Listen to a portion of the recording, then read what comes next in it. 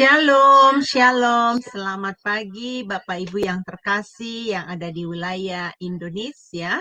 Dan selamat sore buat teman-teman yang ada di Amerika. Dan selamat menjelang tengah malam buat teman-teman yang ada di Eropa. Baik Bapak Ibu yang terkasih, hari ini adalah hari Rabu buat kalian yang ada di Indonesia. Dan kita akan masuk di dalam renungan pagi. Seperti biasanya, Jumsema Adonai dengan setianya melayani Anda dari hari Senin sampai hari Sabtu. Saya Henny dari New York menyapa Anda, damai sejahtera menyertai kita semua, dan mari kita mempersiapkan hati masuk di dalam ibadah pagi sebelum kita beraktivitas ya. Baik Bapak Ibu, saya mengajak kita untuk berdoa, mari saya pimpin di dalam doa. Maha besar Engkau Bapa yang kami sembah di dalam nama Tuhan Yesus, tak henti-hentinya kami mengucap syukur atas kasih karunia dan kebaikan Tuhan di dalam kehidupan kami. Kalau kami boleh menikmati kehidupan, Tuhan memberikan kami kesempatan ya Bapa untuk menatah kehidupan kami. Kami orang yang berdosa dikuduskan, disucikan. Kami dilayakkan menjadi umat-Mu. Saat ini ya Bapa, kami datang kepadamu, kami bersyukur dan berterima kasih kalau Engkau memberikan kami kemampuan Tuhan untuk terus belajar dan belajar akan kebenaran firman-Mu. Perintah-Mu Bapa untuk merenungkan firman Tuhan siang dan malam. Dan Engkau juga berkata bahwa makanan kami bukan makanan duniawi, tetapi roh kami harus makan makanan yang rohani oleh kebenaran firman-Mu. Bapak, mari Bapak urapi kami semua yang ada di Zoom Sema Adonai maupun yang ada di live streaming, bahkan yang akan mendengarkan siaran ulang nanti ya Bapak, mereka Engkau berkati satu persatu. Bapak berkati Pendeta Dedi yang telah Engkau kirim dan Engkau telah mempersiapkan makanan rohani buat kami. Biarlah Pendeta Dedi mendapatkan urapan yang khusus ya Tuhan. Bapak, kami mau berdoa, biarlah firman-Mu Engkau kuduskan ya Tuhan. Firman-Mu ya dan amin Engkau akan berikan kuasa kepada kami, sehingga hati kami yang sakit akan disembuhkan, pemikiran kami yang kurang sehat akan disehatkan ya Bapa, dan kami Tuhan yang bodoh akan menjadi pintar ya Tuhan, dan biarlah firman-Mu itu yang akan menyembuhkan dan menguatkan kami ya Bapa di dalam kebenaran firman Tuhan. Bapak, kami percaya orang yang tertanam di dalam Tuhan akan berakar, akan tumbuh kokoh di dalam kebenaran firman. Dan ini hari ini Bapak, kami akan belajar mengenai medical check-up rohani kami ya Bapak. Siap untuk diajari Bapak. Bapak, berikan kami hati yang lembut, mudah dibentuk, mudah diarahkan akan kebenaran-Mu. Kami mau menundukkan jiwa dan roh kami ya Bapa, supaya kami taat akan kebenaran firman-Mu. Terima kasih Bapa, di dalam nama Tuhan Yesus kami mengucap syukur. Haleluya. Amin. Ada amin Bapak Ibu? Saya percaya ada amin. Saya sangat nggak tahu, saya sangat berapi-api saat ini ya. Saya sangat bersuka cita sekali atas kebaikan Tuhan di dalam kehidupan kita semua. Bahkan untuk seluruh dunia, Tuhan itu baik sekali. Bapak Ibu, mari kita akan mempersiapkan hati kita, mempersiapkan diri kita untuk mendengarkan firman Tuhan. Tapi sebelumnya, mari kita mendengarkan pujian yang akan dibawakan oleh Ibu Murni bertema terlalu besar. Dipersilakan. Darah Yesus,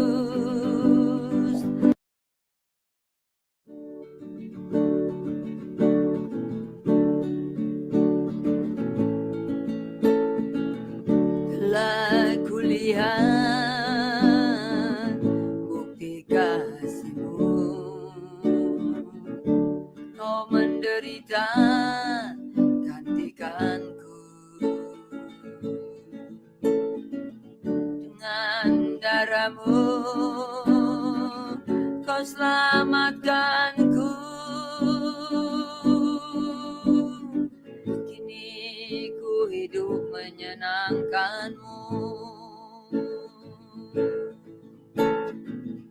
Telah kulihat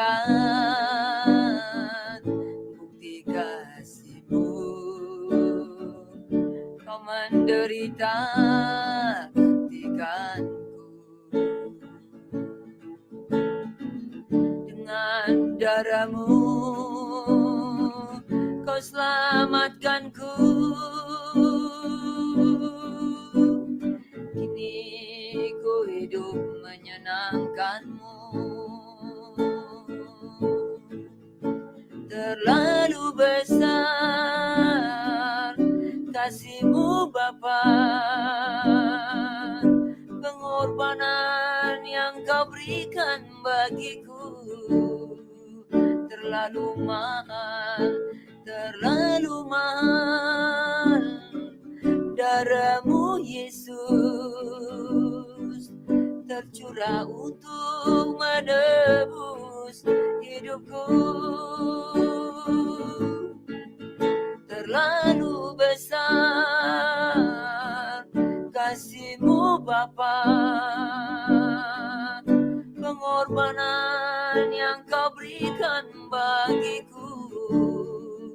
Terlalu mahal darah-Mu Yesus, tercurah untuk menebus hidupku.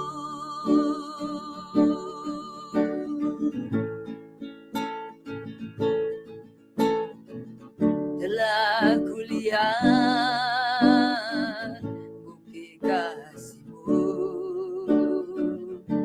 kau menderita, gantikanku. Dengan darah-Mu kau selamatkanku. Kini ku hidup menyenangkan-Mu. Terlalu besar kasih-Mu Bapa, pengorbanan yang kau berikan bagiku. Terlalu mahal darah-Mu Yesus, tercurah untuk menebus hidupku.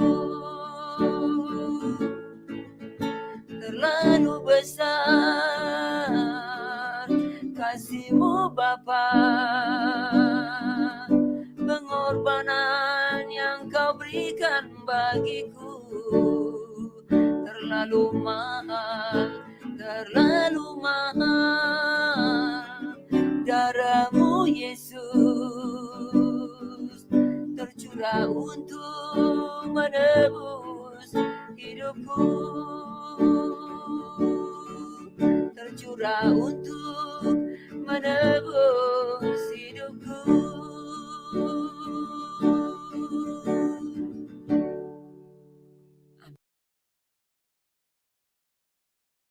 Amin, amin, amin. Wow, luar biasa. Setiap kata-kata yang ada di pujian itu, kalau Bapak Ibu simak dengan baik-baik, kita sangat-sangat diberkati ya. Mari Bapak Ibu, buka hati, mari kita belajar tentang kebenaran firman. Mari Pak Dedi, dipersilakan. Iya baik, terima kasih Ibu Heni. Shalom, selamat pagi Bapak Ibu Saudara semua yang dikasih dan diberkati Tuhan. Tema kita pagi hari ini adalah kita akan membahas tentang medical check up, Saudara ya. Tapi hari ini kita akan nanti belajar medical check up yang seperti apa yang kita akan bahas pada pagi hari ini. Bapak Ibu Saudara sekalian, kalau kita berbicara tentang medical check up, maka medical check up sangat dibutuhkan sekali bagi setiap kita ya Bapak Ibu ya. Nah, medical check up ini dilakukan oleh seseorang adalah untuk mengetahui kira-kira bagaimana tingkat kesehatannya, tekanan darahnya, kemudian apakah ada penyakit-penyakit tertentu ya. Artinya seseorang ketika medical check up dia merasa bahwa ini adalah sesuatu yang sangat penting dalam bagian kehidupannya mereka, begitu Saudara. Nah, mereka bisa mendeteksi kesehatan, gangguan-gangguan kesehatan itu yang bisa menyebabkan timbulnya satu penyakit yang mungkin bisa berbahaya begitu. Nah, ketika orang medical medical check up, mereka akan tahu hasilnya seperti apa. Sehingga mereka bisa menghindari hal-hal yang tidak baik, baik itu makanan, kemudian juga mungkin kurang olahraga, istirahat, dan itu banyak hal masukan-masukan yang bisa diperoleh ketika seseorang melakukan medical check up begitu. Kalau ditanya penting nggak medical check up, ya tentunya sangat penting, saudara. Ada yang 6 bulan, 1 tahun sekali, biar per 3 bulan begitu ya. Banyak orang melakukan hal itu. Bahkan rumah sakit seringkali memberikan promosi-promosi dengan harga-harga yang jauh lebih murah dibandingkan dengan harga medical check up tanpa ada promo begitu. Dan pada momen-momen promo itu orang sangat-sangat menunggu begitu. Waduh, medical check up-nya lengkap semuanya, harganya murah dan seterusnya. Bapak Ibu, kadang-kadang kalau kita renungkan ya, banyak orang yang merasakan bahwa kesehatan tubuh itu begitu penting. Kalau ditanya siapa yang mau sakit, saya yakin tidak ada seorang pun yang yang ingin sakit, itu nggak ada pasti. Pasti semua, siapa yang tidak ingin sakit, semua pasti akan angkat tangan begitu kan.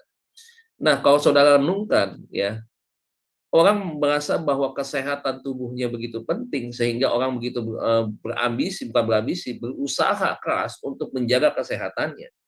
Bagaimana dengan kesehatan rohani kita hari-hari ini, Bapak Ibu? Ya, orang bisa bela-bela itu medical check up begitu ya, nggak kerja begitu, izin begitu ya. Untuk apa? Untuk itu tadi, nggak mau sakit, pengen tahu ada hal-hal yang berbahaya sehingga bisa dihindari begitu. Nah, dalam kehidupan kekristenan kita, di dalam iman percaya kita, kita juga perlu, Pak, Bu, yang namanya check up rohani. Jadi ada medical check up kita yang berkaitan dengan kerohanian begitu. Nah, kalau yang kita berbicara tentang medical check up ini, tentunya ya orang bisa tes gula, macam-macam ya, tekanan darah, kolesterol, asam urat, dan lain-lain tuh, diambil darahnya begitu.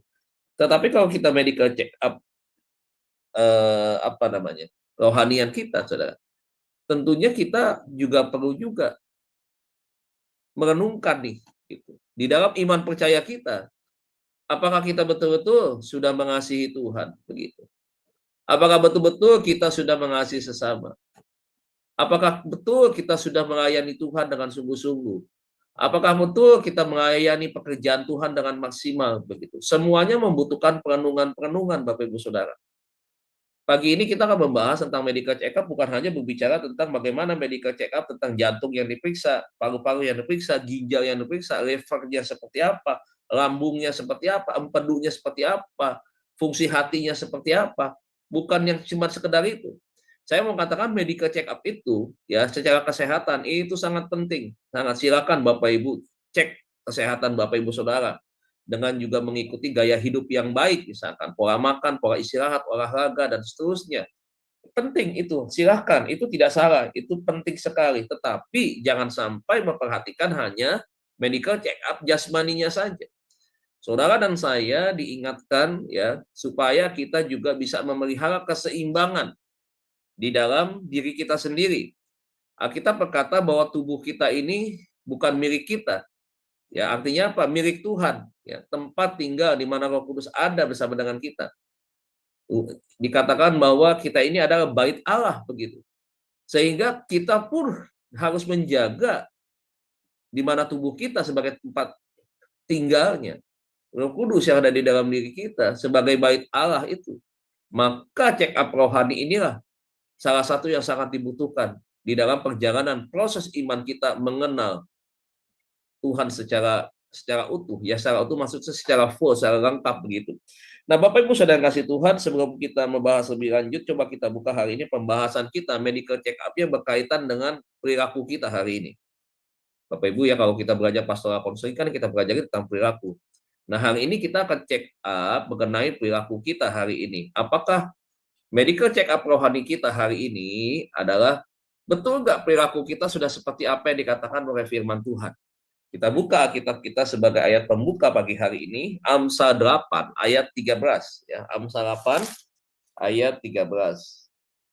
Kitab Amsal pasal 8 ayat yang ke-13 ya, Amsal pasal 8 ayat 13, Bapak Ibu bisa perhatikan di layar Zoom Bapak Ibu Saudara.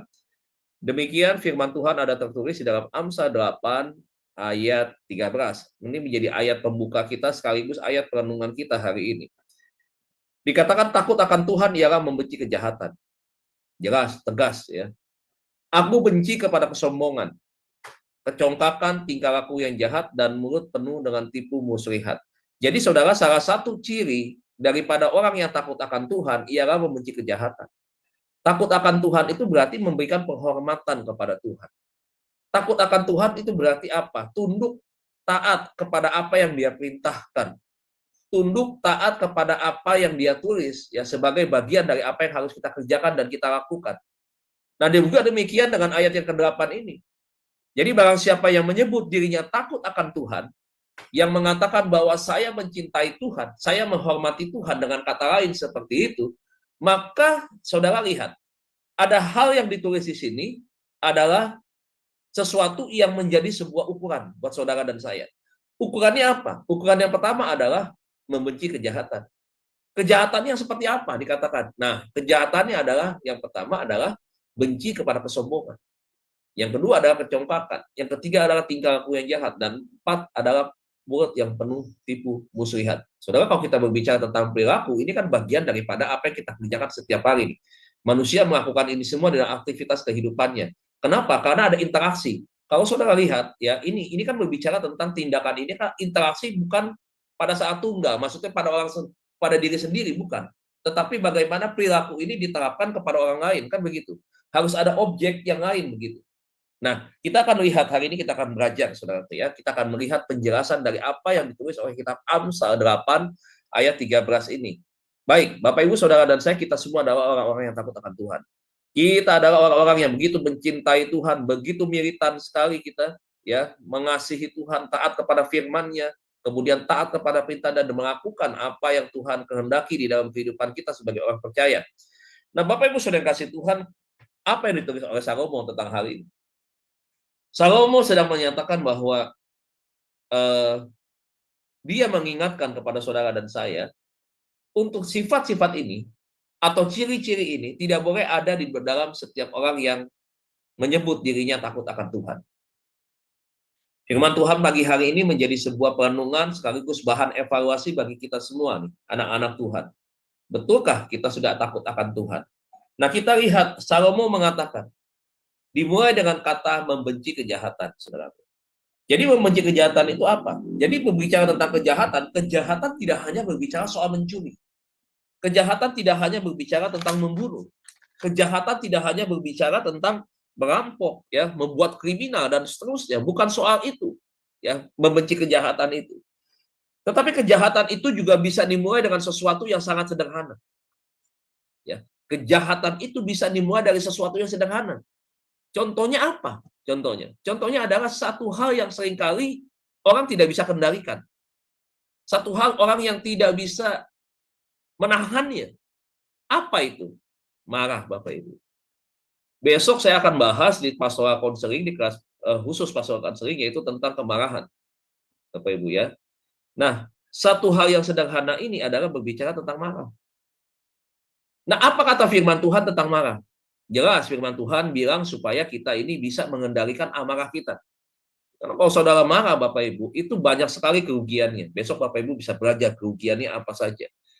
Dan bukan cuma itu, di dalam proses kemarahan seseorang, saudara, ya artinya kemarahan itu kan ditujukan kepada seseorang yang lain begitu.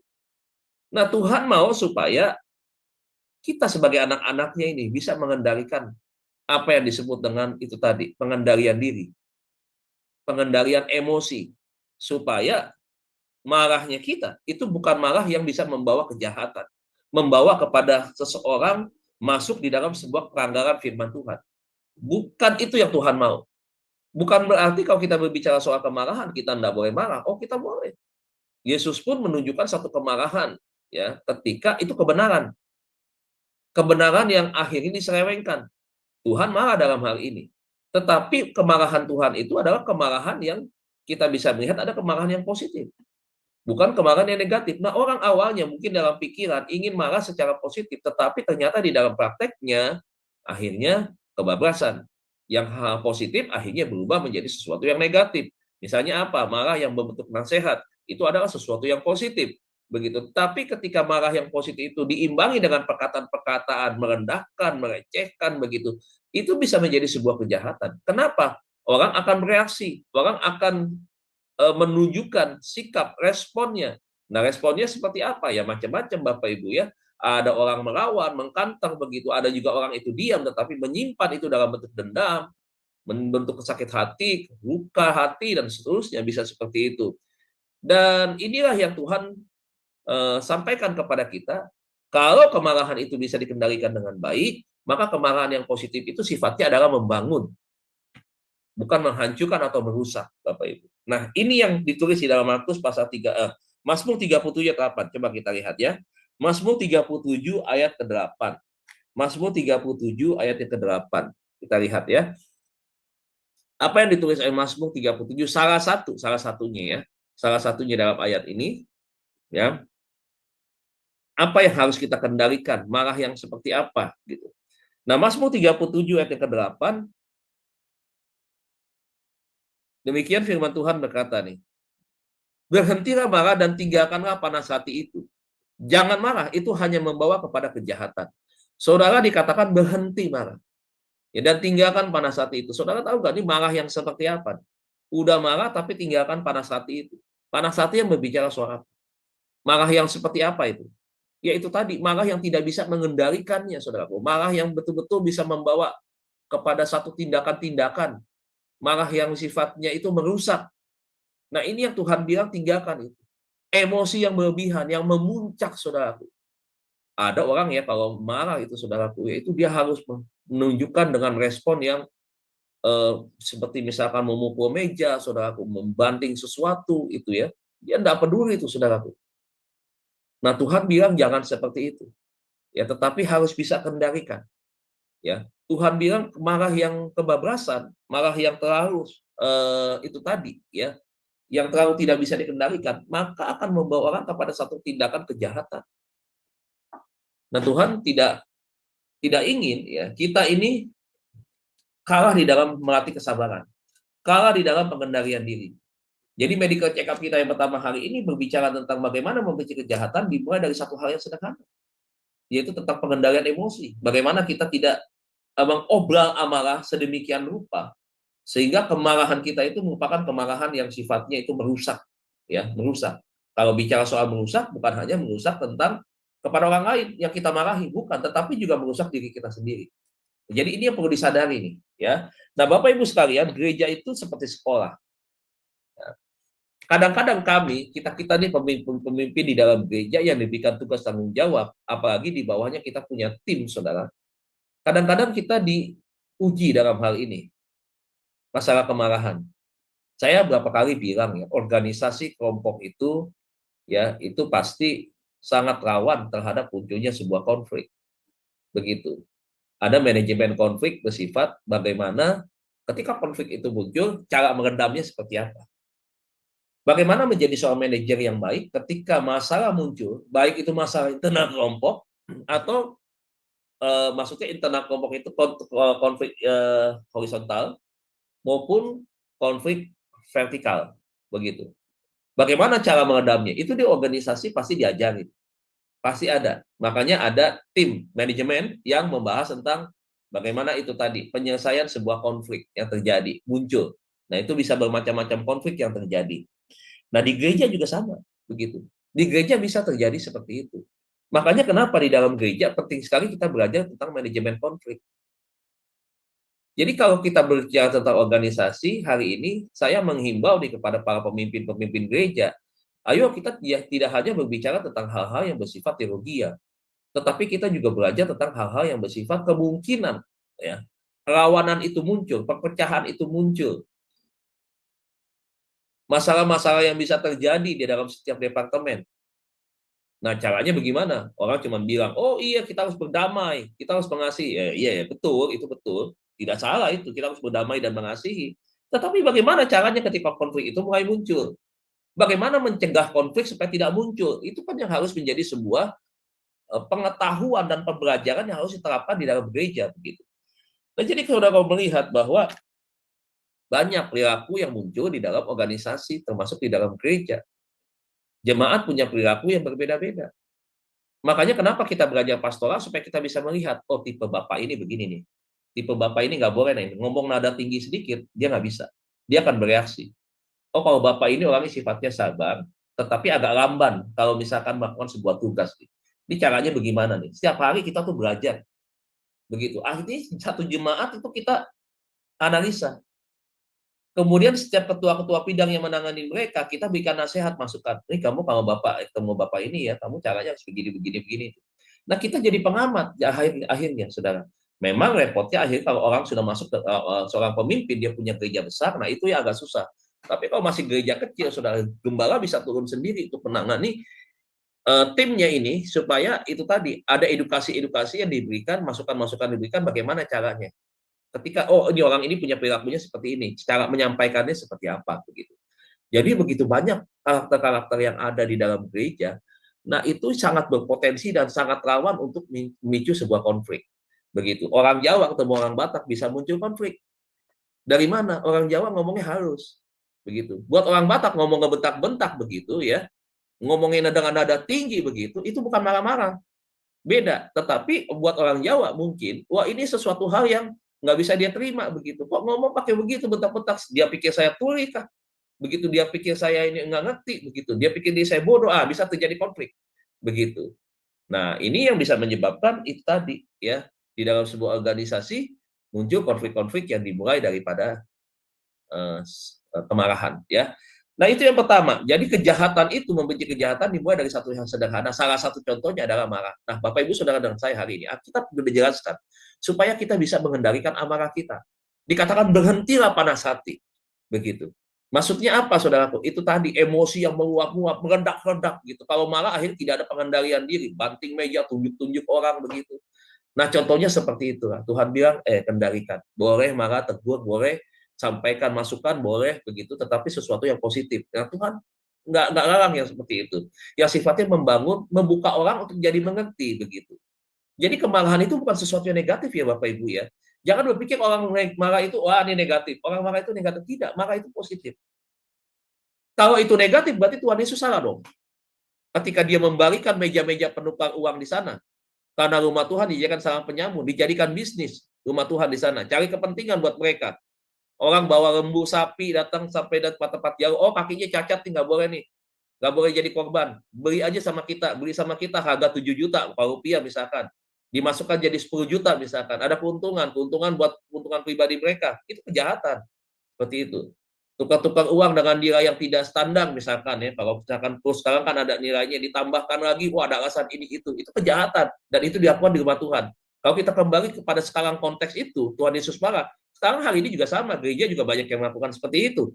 Menjadikan rumah Tuhan itu sebagai objek bisnis begitu. Mengelola keuangan dengan segala sesuatu yang akhirnya tidak pada tepatnya begitu. Saya tidak bahas soal itu, tapi saya sedikit menyampaikan itu salah satu contohnya. Dinamika daripada kehidupan bergereja, di mana di dalamnya saudara kita bisa melihat ada satu hal yang dulu Tuhan marah begitu. Dan itu masih ada, bukan masih ada, tapi itu terjadi sampai dengan hari ini. Jadi Bapak Ibu, mari kita berjuang untuk kita mengendalikan amarah dari satu hal yang kecil. Itu sudah berbicara soal kejahatan. Yang kedua, saudaraku, ada kata apa di sana? Yang kedua adalah kata benci kepada kesombongan. Ini menjadi sebuah check up rohani bagi kita. Check up rohani yang kedua mengenai perilaku kita, perilaku adalah, atau perilaku orang percaya adalah kesombongan. Nah, benci kepada kesombongan itu berbicara soal apa sih? Salomo sedang mengatakan di sini bahwa dia tidak pernah meninggikan diri, dia tidak pernah merasa sombong. Padahal kalau dia mau sombong pun orang tahu dan orang tidak bisa membantah. Apa yang dia tidak punya? Dia kaya raya sekali. Pencapaian-pencapaian apa yang dia tidak bisa capai? Dia capai. Ya, orang yang berhikmat pada saat itu, orang yang pintar pada waktu itu. Ya. Nah, kita bisa melihat saudara, kepopularitasan pun dia miliki hari itu.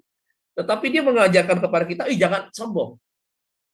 Ayo, jangan sampai kita ini mengandalkan apa yang pencapaian-pencapaian sudah kita raih, begitu. Menjadi sebuah ukuran buat orang menilai kita.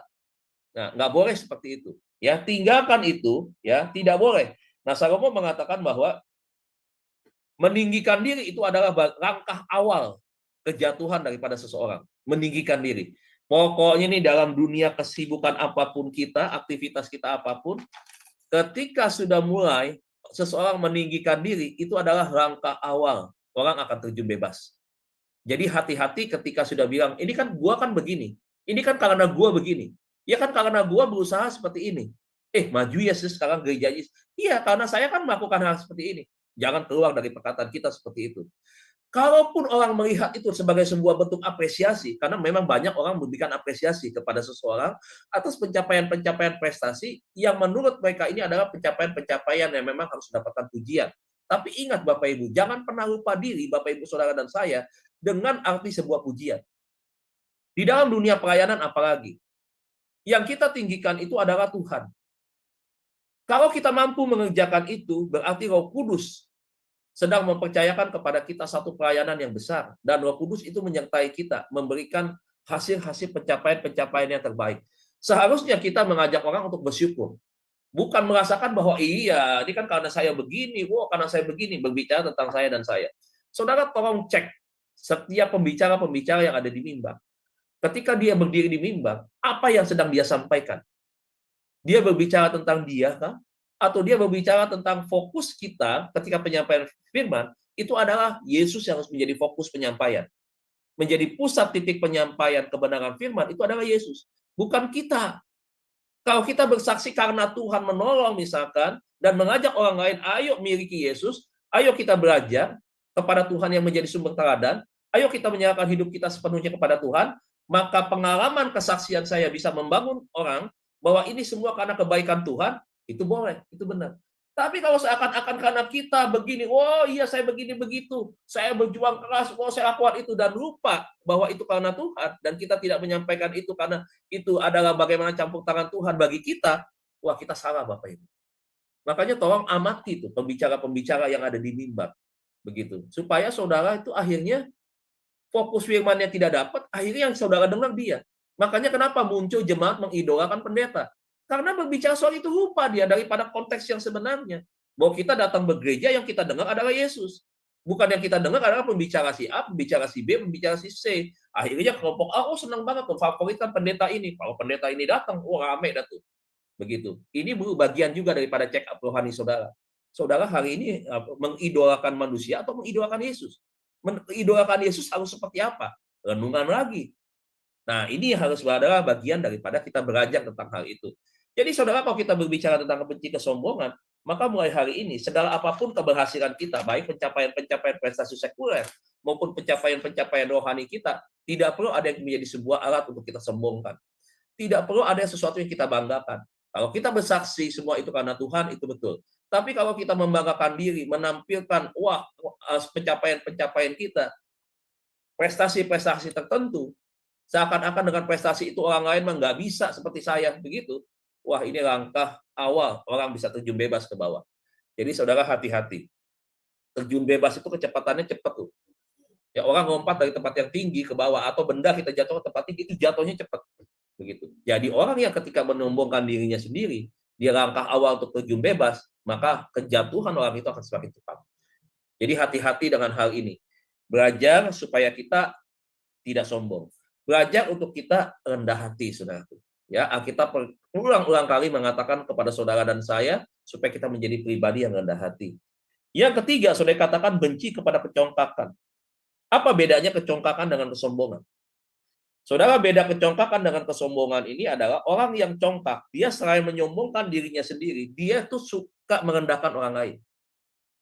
Ya, merendahkan orang lain. Jadi dia punya kriteria-kriteria tertentu, ya, untuk dia bukan merasa ini ya, tanpa ada rasa hormat begitu ya, tanpa merasa menghargai orang lain, dia nggak peduli. Dia rendahkan itu orang lain.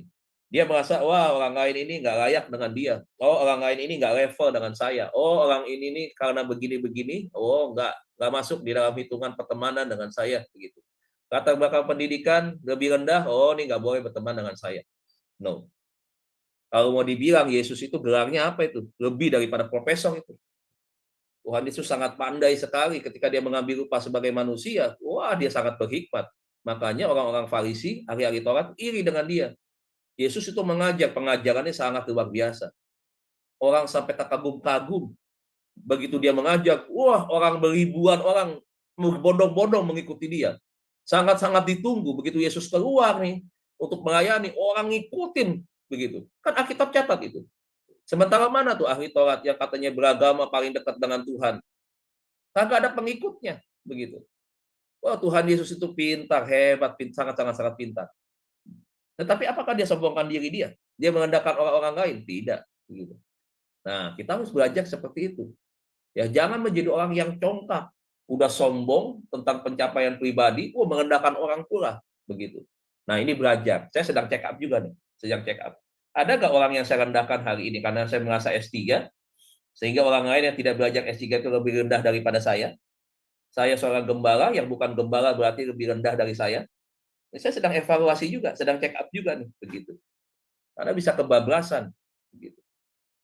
Nah, kita belajar supaya kita tidak seperti itu. Ingat peristiwa Lazarus dan orang kaya itu, saudara. Waduh, itu kejahatan yang sangat luar biasa tuh kalau kita renungkan begitu ya. Nggak ada belas kasihan sama sekali. Padahal kalau kita mau lakukan itu ya, kalau misalkan si Lazarus mau lakukan itu, ngasih makan sepiring saja tidak mungkin membuat dia bangkrut.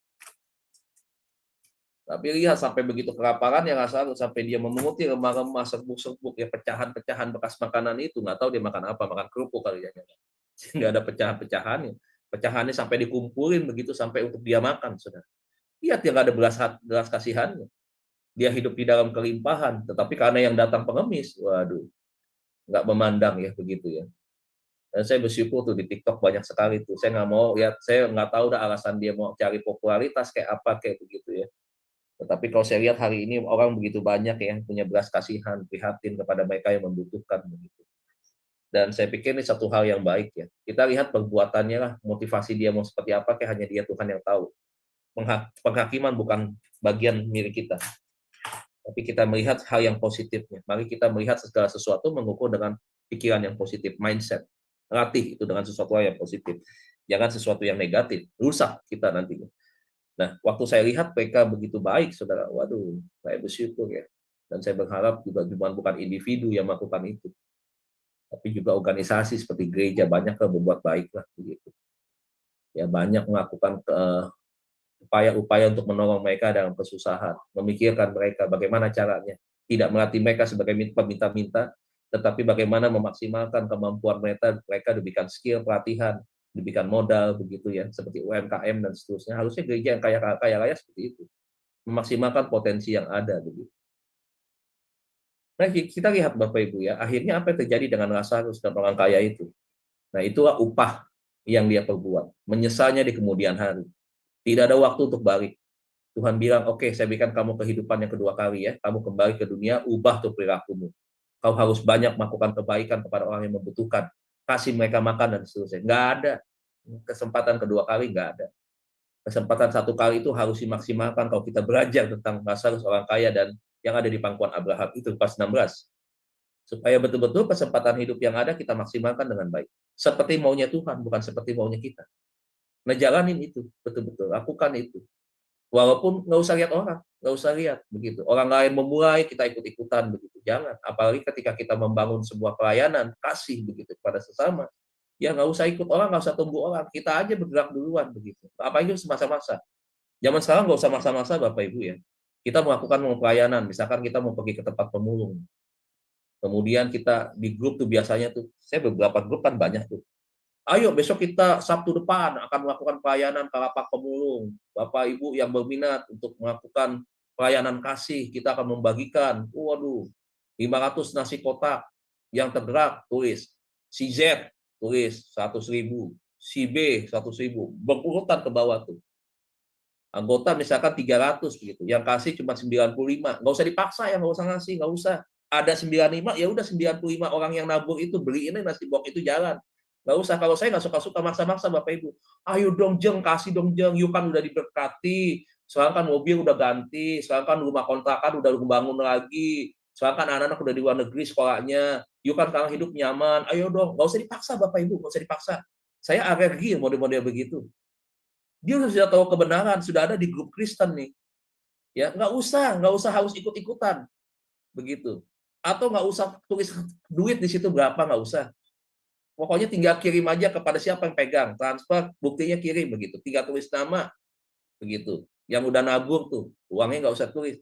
Ya nggak usah, yang nggak nulis, dia mau sekaya apapun, ada konglomerat di situ pun, kalau dia nggak tegak ngasih, jangan minta Bapak Ibu, jangan numis-numis. Jangan numis-numis. Percuma, dia memberi itu akhirnya, karena nggak enak begitu. Itu dia tidak jadi berkat loh. Karena Tuhan bilang begini, ketika kita mau memberi, kita didasari ketulusan, didasari dengan kasih tindakannya itu. Tindakan iman di dalam Tuhan, dasarnya kasih, memberinya dengan ketulusan. Itu yang bisa jadi berkat buat dia dan juga buat orang lain. Double impact ini kan kita berbicara kan. Tapi kalau kita paksa-paksa, jangan. Oh, saya paling orang yang suka paksa-paksa. Saya tuh para pelayanan nih, janjian sama orang, ya. Dia nggak ikut pelayanan, jam sekian telat, saya tinggal bener-beneran, Bapak Ibu. Saya tinggal bener-beneran, betul. Saya nggak tergantung pelayanan dengan siapapun. Saya pelayanan bisa sendiri, Bapak Ibu. Begitu. Betul, kalau kita mau pelayanan, ayo sungguh-sungguh dong. Kita disiplin dong. Kita buat Tuhan kok. Begitu. Jadi kalau mereka bilang, oh sorry ya, gue nggak bisa nih hari H mendadak. Nggak usah bilang, aduh gimana sih, aduh kan gue nggak bisa sendiri. Waduh, repot. Kalau model kayak begitu, Paulus, pelayanan kekristenan tidak mungkin bisa menjangkau Eropa. Nggak mungkin. Begitu. Jadi Bapak Ibu jangan terlalu tergantung sama manusia begitu.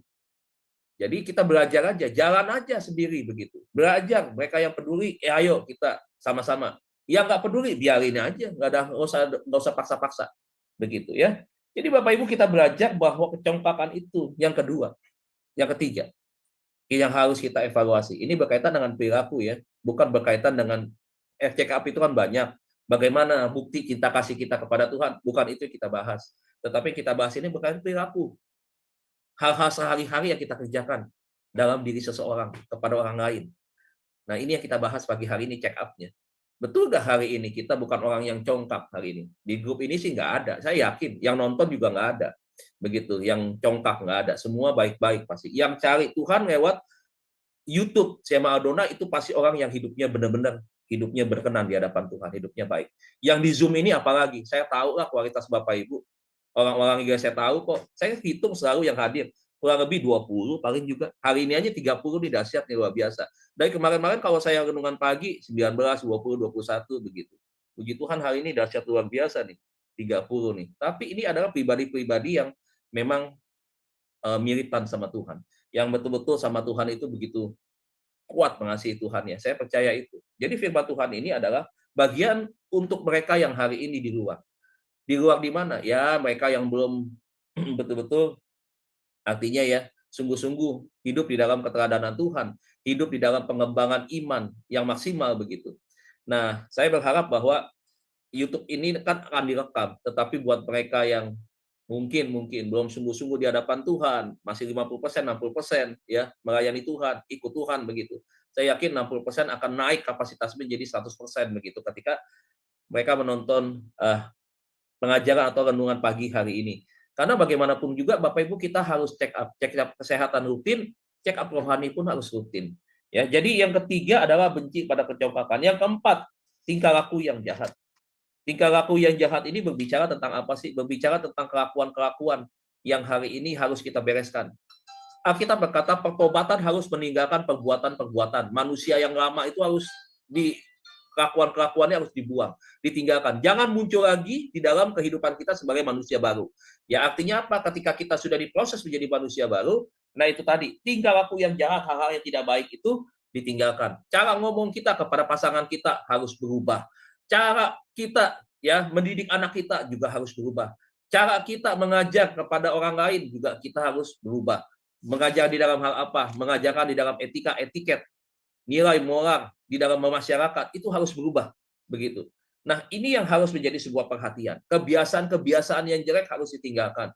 Dulu suka minum setiap malam, kalau nggak minum wine tuh nggak enak. Kalau nggak mabok setiap malam tuh nggak enak. Setelah menjadi manusia baru itu bisa dilewati, bisa ditinggalkan. Ya, biasa main judi online misalkan begitu. Sekarang setelah jadi manusia baru itu sudah tidak ada terpikiran sama sekali pun tidak ada. Itu baru manusia baru yang sungguh-sungguh ketika orang mengalami satu pertobatan itu diikuti dengan tindakan-tindakan perilaku yang positif. Nah, Tuhan mau seperti itu. Kalau hari ini kita masih bergereja, masih rajin ibadah persekutuan, judi mah jalan terus, mabok masih jalan terus. Ya, nah ini sesuatu hal yang harus dikoreksi, sesuatu hal yang harus dievaluasi dan dicek dan kemudian itu harus ditinggalkan. Buang itu. Jangan lagi itu ada di dalam bagian di dalam kehidupan kita setelah kita menjadi manusia baru. Datang ke gereja hanya 2 jam, tetapi beberapa orang sulit untuk datang ke gereja. Memberi waktu untuk ibadah, memberi hidupnya untuk dengar firman, memberi hidupnya untuk mengalami satu perubahan yang semakin baik. Saudara. Nah, 2 jam waktu beribadah menjadi satu, bukan sebagai sebuah tanda kepastian bahwa orang yang beribadah itu adalah sudah cukup begitu, bukan, tetapi menjadi sebuah evaluasi bahwa ibadah itu adalah sesuatu hal yang penting. Ya, ibadah itu setiap waktu berbicara tentang hubungan kita dengan Tuhan. Tetapi ketika kita membangun ibadah bersama dengan komunitas setiap minggu, saudara, ini juga tidak boleh tinggalkan. Artinya setiap minggu kita harus pergi beribadah ke rumah Tuhan. Datang, mendengar firman, memberikan korban persembahan, dan melakukan dari apa yang kita dengar di dalam aplikasi kehidupan kita. Jadi itu Bapak Ibu, itu yang keempat ya, tingkah laku yang jahat. Jadi orang yang hari ini di dalam Tuhan, tinggalkan semua bentuk tingkah laku yang jahat. Yang terakhir, yang kelima, mulut yang penuh tipu muslihat. Mulut yang tipu muslihat ini adalah bagaimana kita berkata-kata, mengucapkan perkataan kita kepada orang lain. Bagaimana mulut yang penuh muslihat ini adalah mulut yang seringkali merugikan orang lain. Ya, orang yang suka menipu orang lain, memanfaatkan kelemahan orang lain. Orang baik kenapa selalu menjadi korban? Karena orang baik itu hatinya tulus. Orang yang baik itu tidak pernah tahu curiga kepada saudara. Tetapi berapa banyak orang yang baik itu akhirnya harus menerima perlakuan yang jahat karena orang-orang yang culas, karena orang-orang yang jahat. Berhentilah berbuat jahat kepada orang yang baik, berhentilah berbuat jahat kepada siapapun. Jangan pernah memanfaatkan orang lain hanya untuk kepentingan diri kita sendiri. Jangan mengebut harta orang lain dengan cara menipu, kemudian membuat orang lain miskin dan membuat diri kita kaya. Tinggalkan itu semua. Itu bukan cara kita, saudaraku, untuk kita meraih atau menerima ya kebaikan-kebaikan Tuhan begitu. Jangan, itu kalau saudara katakan bahwa oh ini adalah bagian daripada kebaikan Tuhan, tapi merugikan orang lain. Nah, saya pikir itu adalah satu hal yang harus kita bawa kembali kepada pertobatan. Orang yang suka menjadi penjilat, saudaraku ya, menjatuhkan orang lain, padahal orang lain tidak berbuat seperti itu. Dia hanya mencari keuntungan sendiri, menjilat, memfitnah teman-temannya, memfitnah teman pelayanannya, memfitnah teman kantornya, memfitnah rekan bisnisnya, memfitnah banyak orang, memfitnah menantunya, memfitnah mertuanya. Aduh, Bapak Ibu, berhenti seperti ini. Ya, orang yang suka bohong, apa-apa tuh bohong, ada aja alasannya begitu. Yang keempat, orang yang suka menghasut, ya ini mulut yang penuh dengan tipu muslihat ya, yang suka menghasut orang lain, orang yang suka membelokkan kesalahan, ya kemudian menjauhi kebenaran. Nah, contoh kasusnya Yohanes 12 ayat 4 sampai 5, ini ayat yang terakhir Bapak Ibu, kita tutup ya. Yohanes 12 ayat 4 sampai dengan ayat yang kelima. Mulut yang penuh tipu muslihat, tadi kurang lebih gambarannya seperti itu. Yohanes 12 ayat 4 sampai 5. Yohanes 12 ayat 4 sampai dengan ayat yang kelima. Tetapi Yudas Iskariot, seorang dari murid-murid Yesus yang segera akan menyerahkan dia, berkata, "Mengapa minyak narwastu ini tidak dijual 300 dinar dan uangnya diberikan kepada orang-orang miskin?" Saudara. Lihat cara Yudas Iskariot, mulut yang penuh dengan muslihat ini. Kalau dia jual, saudaraku, dia punya pikiran-pikiran tertentu, target-target tertentu. Jadi ayat 4 dan 5 ini berbicara tentang bagaimana modusnya Yudas Iskariot untuk itu tadi. Ya, dia tahu minyak ini mahal. Kalau ini minyak dijual, pasti dia yang pegang uang itu. Nah, ini kesempatan dia untuk mengambil uang itu. Nah, kita tahu dia kan orang yang tidak jujur nih, saudara. Ya, kita akan renungan kembali ya, Bapak Ibu ya. Dia murid Tuhan. Artinya tidak semua orang yang ikut Tuhan, ya mohon maaf, ini bukan sebuah penghakiman, menjadi evaluasi kita. Jangan-jangan ada di antara orang yang ikut Tuhan hari ini hatinya seperti Yudas Iskariot begitu. Ya, karena ini murid-murid Tuhan langsung saja, salah satunya ada yang seperti itu begitu. Jadi kita mesti belajar bahwa peristiwa dari Yudas Iskariot ini adalah satu virus yang sangat berbahaya. Sayang Yudas tidak check up rohaniannya dia. Sayang dia menjadi murid Tuhan Yesus, tetapi dia tidak meneladani apa yang seperti gurunya contohkan begitu. Dia tidak bisa menjadi seorang figur yang bisa memuliakan Tuhan dari hidupnya. Makanya hari ini Bapak Ibu Saudara, belajar kita dari peristiwa ini supaya mari kita punya perkataan atau mulut yang tidak seperti Yudas Iskariot, mulut yang penuh dengan tipu muslihat. Jadi Bapak Ibu Saudara sekalian, pagi hari ini perilaku yang kita bahas untuk kita check up kerohanian kita. Yang pertama adalah bagaimana, apakah kita seorang yang membenci kejahatan? Yang kedua, apakah kita seorang yang benci kepada kesombongan? Yang ketiga, apakah kita orang yang benci kepada kecongkakan? Yang keempat, apakah kita orang yang benci kepada tingkah laku yang jahat? Dan yang kelima adalah apakah kita orang yang benci dengan mulut yang penuh dengan tipu muslihat? Bapak Ibu, ini adalah bagian daripada evaluasi kita. Ayat firman Tuhan, renungan pagi ini bukan untuk menghakimi, tetapi untuk mengingatkan kita supaya kita hati-hati, supaya kita tidak terjatuh di dalam ini tadi, tipu-tipu muslihat yang membawa kita kepada hubungan yang semakin jauh dan berdosa di mata Tuhan. Kiranya Tuhan Yesus berkati kita semua. Amin untuk firman Tuhan. Tuhan Yesus memberkati. Saya kembalikan kepada Ibu Heni. Ya, terima kasih Pak Dedi Kurniawan. Pesan Tuhan yang luar biasa buat kami semuanya. Ya, Bapak Ibu, kalau kita sakit kepala, sakit jantung, sakit darah tinggi, kolesterol, sakit kanker, sakit apa aja di dalam tubuh kita pasti lari ke rumah sakit. Kita mau tahu, kita mau mengadakan medical check-up ya. Nah, banyak sekali anak-anak Tuhan memiliki sakit jiwa, termasuk saya dulu. Saya nggak malu mengatakan. Baik Bapak Ibu, hari ini kita telah diajarkan oleh Pak Dedi Kurniawan dari ayat Amsal 8 ayat 13. Mari kita check up, apakah itu masih ada dalam diri kita. Saya dulu Bapak Ibu memiliki sifat yang luar biasa jelek. Memalukan, sampah. Saya sangat arogan, sangat sombong, sangat tinggi hati. Saya ingin menang sendiri. Saya selalu menuduh orang lain. Saya selalu mempersalahkan orang lain. Pokoknya kalau diri saya dicoret sedikit harga diri, wah langsung naik tanduknya. Berarti memang saya sakit jiwa. Adakah di antara kita saat ini yang masih memiliki sakit jiwa? Tanggalkan itu. Mari masukkan firman di dalam hidup kita. Hidupku bukannya aku lagi, tetapi Dia yang ada di dalam diriku. Berarti karakter Kristus itu harus ada di dalam diri kita. Saya sangat kasihan terhadap orang-orang yang mencintai Tuhan, melayani Tuhan, tidak pelit memberikan persembahan sama Tuhan.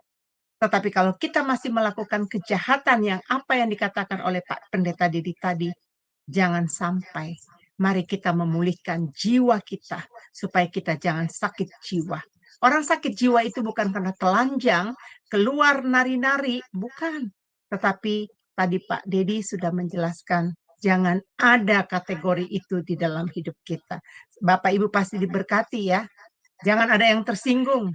Kalau Bapak Ibu cinta sama Tuhan, cinta pada diri sendiri, ayo mari kita menggantikan hidup yang lama menjadi hidup yang baru, yang penuh dengan spiritual Roh Kudus di dalam kehidupan kita. Bapak Ibu, mari kita dengarkan pujian yang mengatakan, ku tetap setia. Dipersilakan.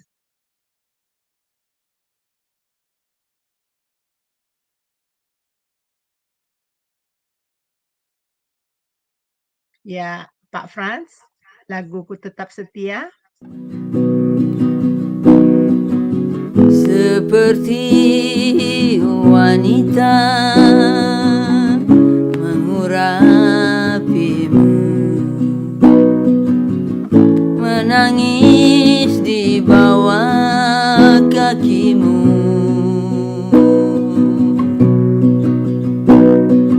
Demikian hidupku mau mengasihimu.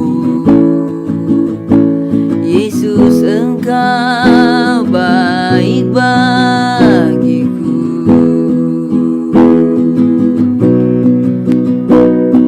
Seperti wanita mengurapimu, menangis di bawah kakimu.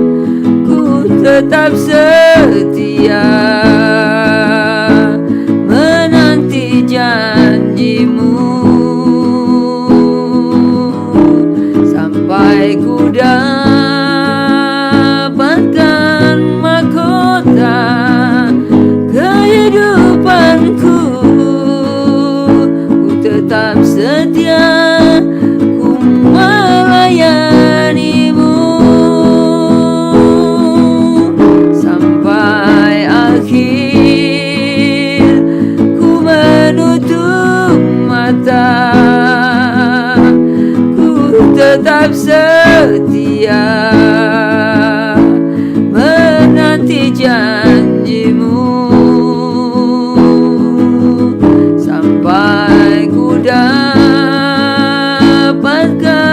mahkota kehidupanku. Ku tetap setia, ku melayanimu. Ku tetap setia, ku melayanimu.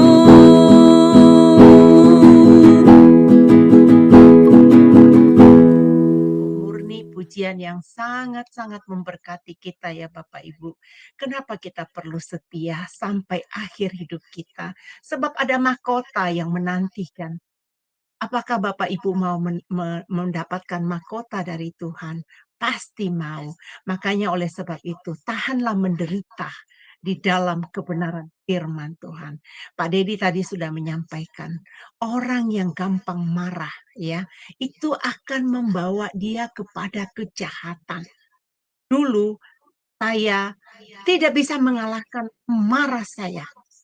Saya tidak bisa mengendalikan itu. Panas hati. Nah, kalau panas hati akhirnya nanti berbuat kejahatan.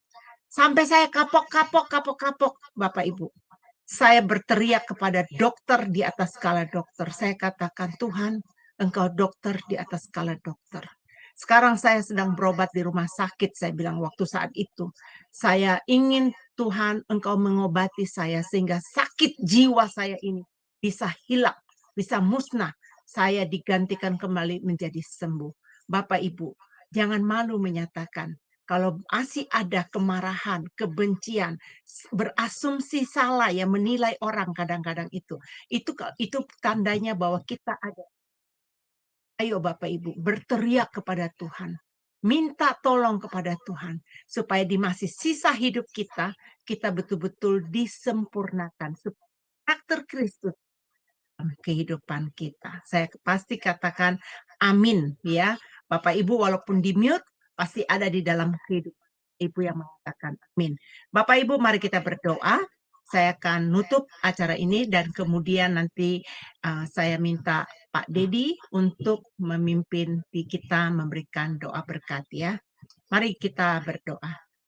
Bapak Surgawi, terima kasih ya Bapak untuk kebenaran firman yang Bapak berikan di dalam kehidupan kami. Sungguh firman-Mu ya dan amin. Sungguh Bapa, Engkau mengajarkan kami dengan kasih-Mu. Engkau menegur kami karena Engkau begitu menyayangi kami ya Bapa. Supaya hidup kami semakin serupa segambar dengan Engkau. Bapa berkati Pak Dedi Kurniawan yang telah menyampaikan firman. Tambah-tambahkan hikmat, tambah-tambahkan berkat-Mu Tuhan atas hidupnya. Berikan dia kesehatan ya Bapa, di mana dia sedang sibuk dari hari Senin sampai Kamis mengajar di STT, bagian online kelas ya. Dan dia juga menjadi pengajar-pengajar di gereja-gereja lain. Berkati dia sebagai gembala sidang, berkati istri dan anak-anaknya, berkati jemaatnya ya Bapa, berkati pelayanan-pelayanan yang dia lakukan di luar kota juga ya Bapa. Bapa, kami serahkan Pak Dedi di dalam tangan kasih-Mu dan kami percaya anugerah terbesar-Mu, perlindungan-Mu senantiasa menyertai hamba-Mu ini ya Bapa. Kami yang ada di Zoom Sema Adonai, kami yang mendengarkan kebenaran firman, kami meminta dengan sungguh-sungguh Bapa, tolong kami ya Bapa, biar kami bisa menyembuhkan luka-luka batin kami, penyakit-penyakit rohani yang tidak berkenan di hadapan-Mu. Bapa, kami tahu Engkau sedang mempersiapkan kami menjadi umat kudus-Mu ya Bapa. Kami tahu Bapa, firman-Mu berkata, kami bisa kudus karena Engkau ya Bapa yang menguduskan kami, dan Engkau yang memampukan kami agar kami bisa berdiri tegak, tertanam kuat di dalam Engkau, dan spiritual kami menjadi sehat ya Bapa. Terima kasih Bapa, kami serahkan semua keberadaan kami ini hanya di dalam nama Tuhan Yesus. Haleluya. Amin.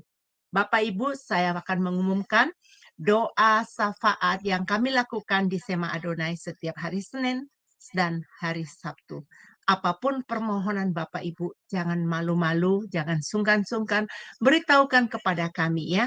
Seperti kakak saya yang beberapa hari yang lalu di ruang ICU yang tidak sembuh-sembuh ya, sampai dokter juga, kenapa ini Ibu Lili ini belum sehat-sehat ya. Nah, berkat kami mendoakan di sini ya, ada kuasa yang mengalir.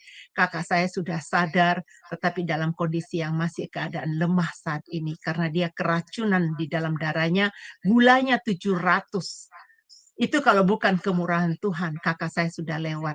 Terima kasih juga untuk teman-teman yang di Sema Adonai yang setia mendoakan kakak saya Lili, sehingga kakak saya sekarang sudah mulai sadar dan dia perlu proses untuk kesembuhannya ya. Jadi Bapak Ibu terus bersama kami di Jum Sema Adonai, karena dari hari Senin sampai hari Sabtu kami mengadakan renungan pagi. Besok akan dilayani oleh hamba Tuhan Pendeta James Sendri ya, firman Tuhan akan dilayani oleh dia. Baik Bapak Ibu, siapkan hati, terima berkat dari Pak Dedi Kurniawan. Silakan Pak. Baik Bu Heni, terima kasih.